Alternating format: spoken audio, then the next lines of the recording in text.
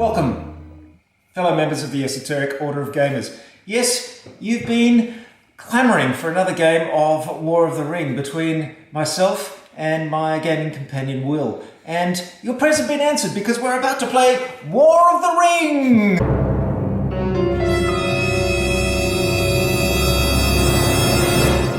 Only this time, it's fully painted. And the figures have been painted by Will, who has brought them with him specially so we could all enjoy this spectacular looking session of War of the Ring. I should point out that the leader and Nazgul and character figures were not painted by me. They were painted by Peter, except these character figures, which came with the collector's edition, I believe. Of Lords of Middle-earth. Right. It's all very complicated, but don't worry, it's a very complicated game. And we've just spent the last hour going through the rules and getting ourselves back up to speed because we haven't played War of the Ring since the last time you saw it on this YouTube channel. How about that? It's time to cast ourselves into the abyss once more. And I am the Shadow! And here is Will struggling with his first turn of the game. It's his first turn, he hasn't actually done anything yet, and he's desperately struggling to make a decision. Okay, well, I'll do something. Okay. Hey! I'm going to play Will of the West dice, which is this symbol, and I'm going to bring on Lord Elrond, Keeper of Vilya. Ooh, first turn of the game. Here he is. He comes on in Rivendell. We are playing with the Lords of Middle-earth expansion. So now I add his die to my dice pool. Yes, he in fact got that first move of the first turn completely wrong because you can't bring Elrond on unless Sauron or the elves are at war. Damn it, blast it! Yes, do not follow this man's instructions. Curse you all! It's a poor example. And of course, immediately following my stupid attempt to bring Lord Elrond on, even though the elves and Sauron were not at war, Peter made Sauron go to war, and so now I've brought Lord Elrond on. Right, Will has activated the north and moved it directly to the at-war step, and he's done this by moving Aragorn to Bree and playing Fear, Fire, Foes. So the north is now at war. Pelargir has been taken by an army of the Southrons and Easterlings, headed by a Nazgul. And the Gondorian men-at-arms, two of them, who were holding Pelargir, ran like the scattered, terrified rabbits that they are. It has begun! This is what's also known as a strategic withdrawal from an indefensible position. Against insurmountable odds. Look at the size of that Southron army. There's nothing more annoying than drawing your first hunt tile of the game when you've discovered the Fellowship on their useless travel towards Mordor, and you draw a Smeagol tile. It's such an anticlimax because you always go, oh, what does Smeagol mean again? And start looking it up in the rules. And what does Smeagol mean? I'm trying to work that out now. Hunt damage is naught, and Smeagol immediately enters play as a special companion, always as the guide. Remove the tile from the game and add his companion card and counter. So does he become the guide? Yes, he does. Oh, okay. So, here's an example of a serendipitous card, Faramir's Rangers, played when there is an enemy army in North or South Ilion or Osgiliath, as we see here. So I rolled 3 dice, and I got a 5+ on all of them, which means he takes 3 hits. And I then got to recruit a leader and an elite unit. Curses! Every turn is filled with the most incredible tension. Every decision is crucial.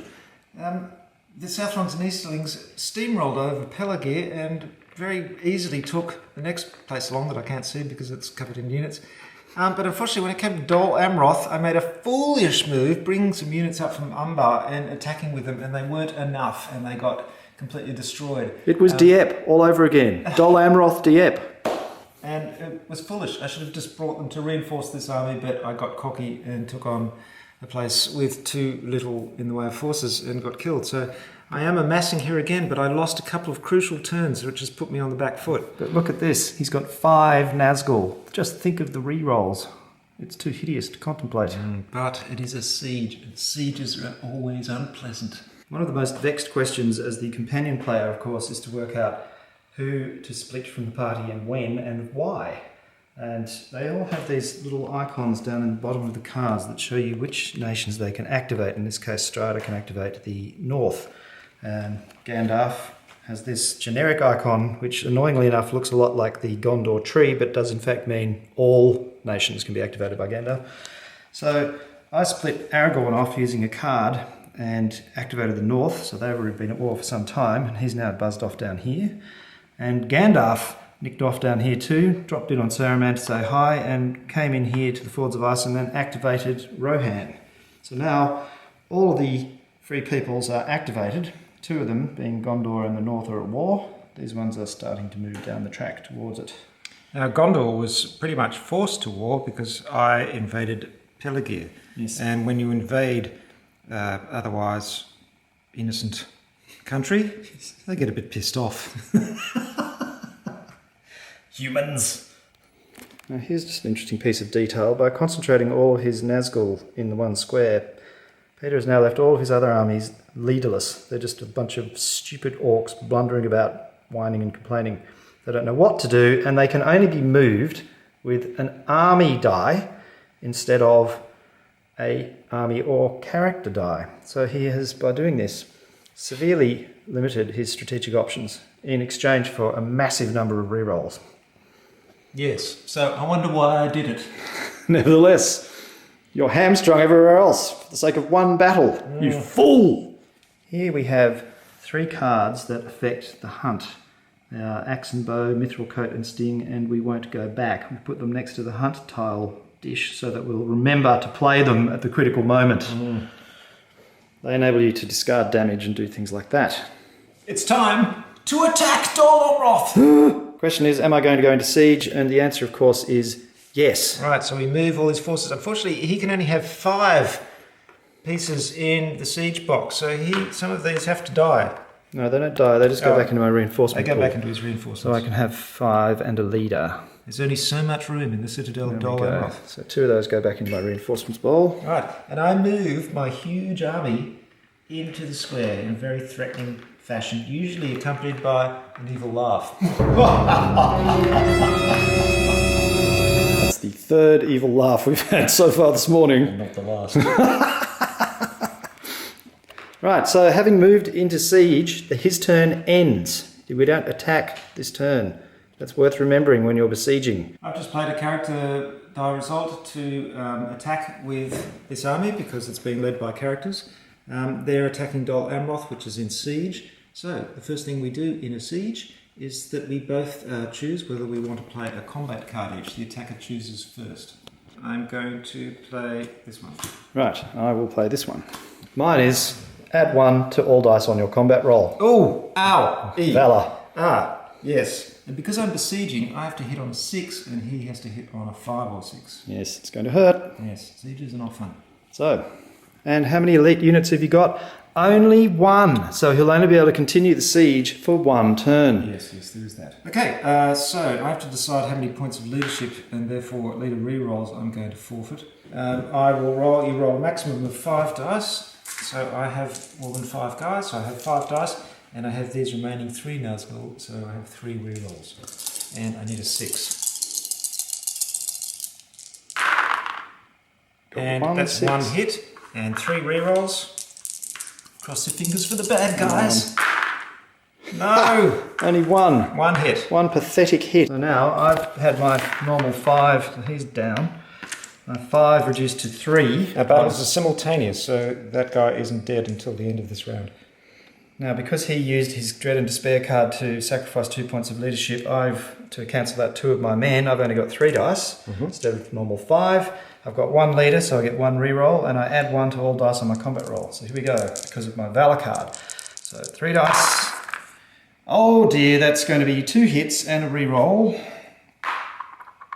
3 hits. Curses. A bloody confrontation outside the walls of Dol Amroth. So, we'll remove the one guy who's dead. He's dead, so he's out of game. 3 dead, so I'll remove 3 regular units.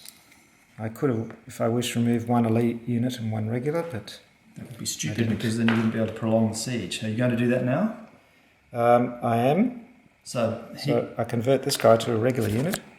and that enables him to Continue the attack siege one for more another round. Peter sacrificed one of his elite unit, and downgraded it to normal so that he could continue the siege for one more round, and he has played an onslaught card, which enables him to sacrifice his own units in order to get more hits against me. But they hit on a 4+ for each one sacrifice, which is much better than the 6+. However, with my first attack, I have 5 units, so I get the maximum 5 dice, and I have 5 Nazgûl, so I get 5 rerolls.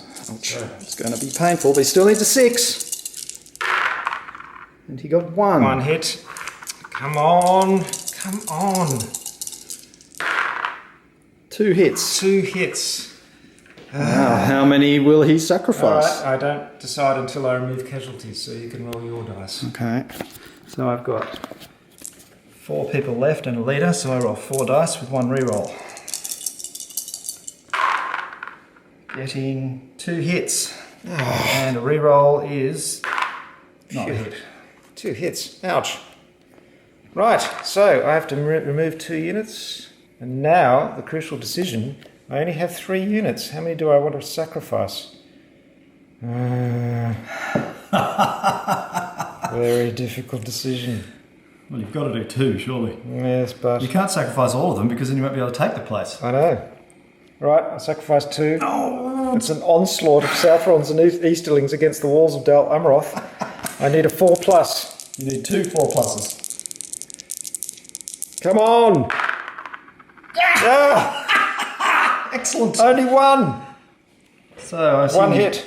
Okay, well I'll lose him. And I'd say that is the end of this siege of Dol Amroth. I'm down to 1 unit, he's down to 1 elite and a leader, and Dol Amroth will not be taken this turn. We're having an attack here. The Sauron forces are storming across the, whatever the name of the river is, into Osgiliath, which is a fortified area, I might add, here. So that means that you need to get a 6 on your first turn. Denethor, that's right, this is Denethor's Folly. Yes. And there's one of the hobbits is singing his beautiful song, and they're charging out. So I had no option in the circumstances but to play charge. And of course I play an onslaught. Oh, again, it's going to be bloody. Indeed. Let's have a go. It's a field battle, so what happens?